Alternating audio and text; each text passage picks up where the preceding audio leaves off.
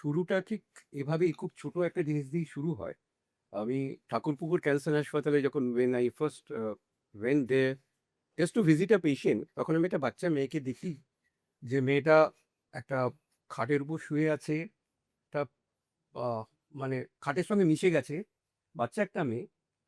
তো সেই মেয়েটাকে আমরা শর্ট করে বলতে গেলে সেই মেয়েটাকে আমি আমার তার সঙ্গে আমার রোটার একটা আ আ দেবযানী মুখার্জি ছিল আমার সাথে। আমরা দুজনে যখন ওকে ভিজিট করতে যাই, তখন মেয়েটা আমাদের বলেছিল যে, "আঙ্কেল এখান থেকে যদি আমাকে বের না করে দাও, আমি মরে যাবো।" কারণ তার আশেপাশে সবাই বয়স্ক মানুষজন শুয়ে আছে। তার মধ্যে একটা বাচ্চা ওইভাবে রয়েছে। কলকাতায় তখন কোনো এক্সক্লুসিভ পেডিয়াট্রিক ক্যান্সার ওয়ার্ড বলে কেউ শোনেইনি। তো দিস ওয়াজ দ্য থিং। তখন বাইরে বেরিয়ে এসে যখন মেয়েটি কাঁদছে আমার কাছে, "পারছো না, আমরা কি করলাম? আমরা রোটারি কেন করছি? আমরা যদি কিছু করতেই না পারি।" So that was a very small thing. তো ওটা আমাকে খুব অ্যাপিল করেছিল। কারণ ওই বাচ্চাটা আমাকে আর ওকে দাঁড়িয়ে স্কেচ সন্ধ্যাবেলা শুয়ে স্কেচ করে দিয়েছিল আমাদের দুজনকে।